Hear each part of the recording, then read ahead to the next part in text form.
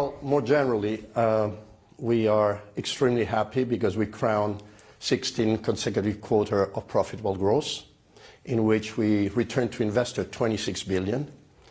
And that has to be a moment for us to remember, given the 3 years of UniCredit Unlocked. The quarter had the 9.7 billion of stated net profit, absorbing 1.3 billion of extraordinary items. What we said in Q3 we would do to prepare for the future. With respect to cost, our cost increased slightly because we consolidated 1 month of our acquisition in Romania, and we accelerated some investment in technology. Otherwise, our costs would have been down. And so this is 3 years that we managed to take our cost flat or down every single year, and we're committing to do the same on the new perimeter in 2025. Let's talk about 2025, actually the new strategy, which is all the way until 2027. You are promising your shareholders that you'll be targeting a return on tangible equity above 17%. You'll be increasing your cash dividend from 2025 to 50% of net profit. Perhaps just give us a little more color as well as to why you're feeling so confident that you can increase all of this return for your shareholders. Well, we're confident because we strongly believe that we've spent the last 4 years for this moment. We've laid the foundation to be able to address the normalization of rates, the normalization of cost of risk, and the inflation on cost. So the golden millennium for banks is considered to be declining into a normalization of the situation, and our ambition is to absorb all that normalization and grow, delivering to investors in excess of 9 billion of distribution every single year. And we're quite confident. I think we have lines of defense, we're strong, we have very clear initiatives everywhere in the bank, we are rolling, and I think we will be able to deliver that. So let's talk about some of the other plans that UniCredit has. Recently, you did say that you believe UniCredit will be even bigger at the end of this year. What I would like to understand is what sort of format that would take. Do you think UniCredit will be bigger because of a potential acquisition of Commerzbank or BPM? Tell us a little bit more how you see the future. Well, I think for us and for the team, the critical focus is the plan. And if you look at what we're going to achieve with that plan, that has to be a critical focus. However, look at it as we have a story and we have 2 episodes that may join in or may not. On the one hand, we have an offer for BPM on the table. I can't tell you a lot about that because I'm restricted, but it fits strategically. It is exactly in the client segments that we want to target, affluent and private, SMEs. And at the offer, we think it meets our financial criteria of equaling or beating what would be the equivalent of buying back our own stock. For Commerzbank, I remind everybody we're just having an investment here, but we're quite pleased at the fact that that investor has generated so much activities, and we're going to be quite interested in seeing their plan tomorrow.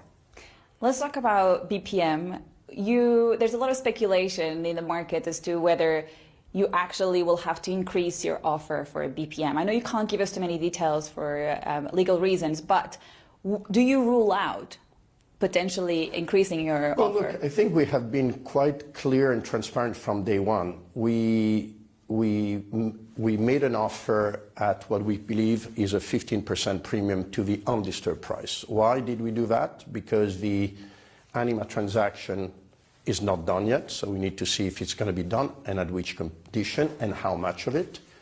And secondly, because there was the ENS impact from M&A speculation on the bank just before we bid. We also said that we wanted to see the preparedness of the bank in facing what we are facing, normalization of rate, cost of risk, inflation on cost.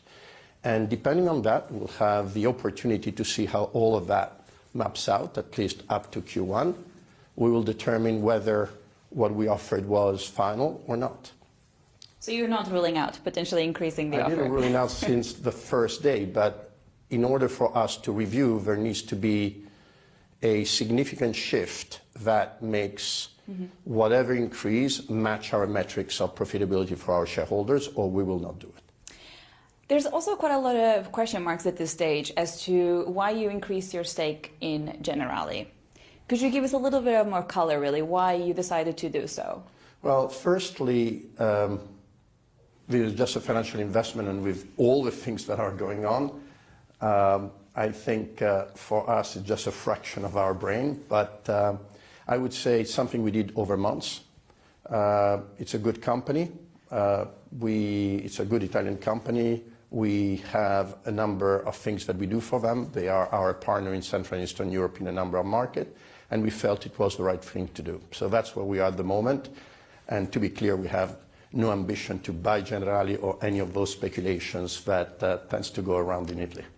But was it perhaps a bit of a power play, so you have more of a say in what's going on in Italian consolidation at this stage? I think in Italy and more generally in Europe at the moment there is conspiracy theory on whatever one makes, and many, many times the reality is a lot simpler. I would also like to get your reaction to a report this morning. Delfin is considering reportedly selling a stake in UniCredit. Do you have any information on that, and what would that mean for you? Delfin has been, or more specifically, Del Vecchio have been an excellent shareholder for us for a long, long, long time, through thick and thin. And, you know, they're active in a number of places, and I respect their decision.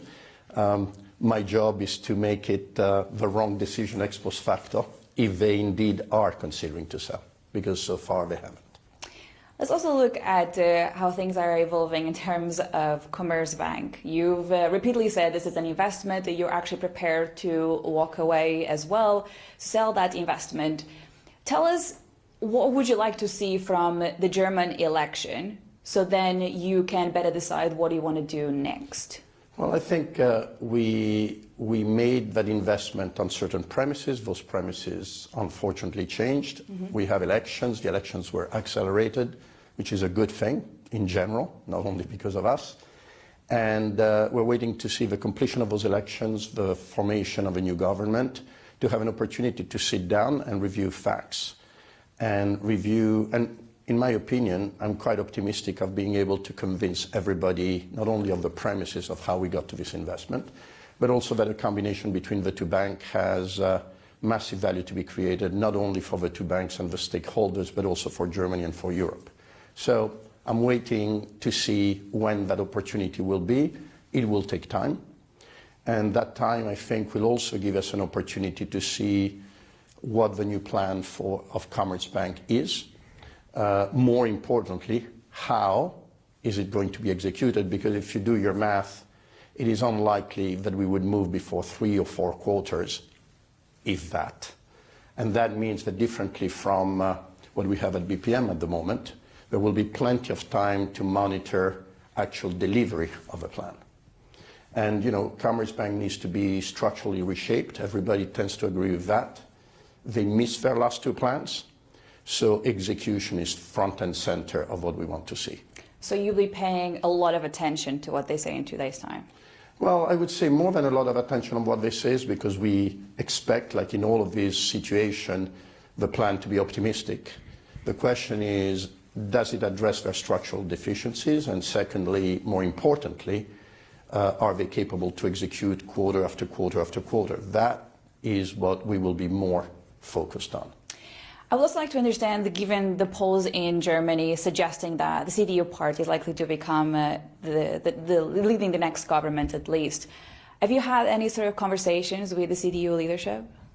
We normally have good, strong interaction with, let's say, the leadership of the political leadership of every country where we are.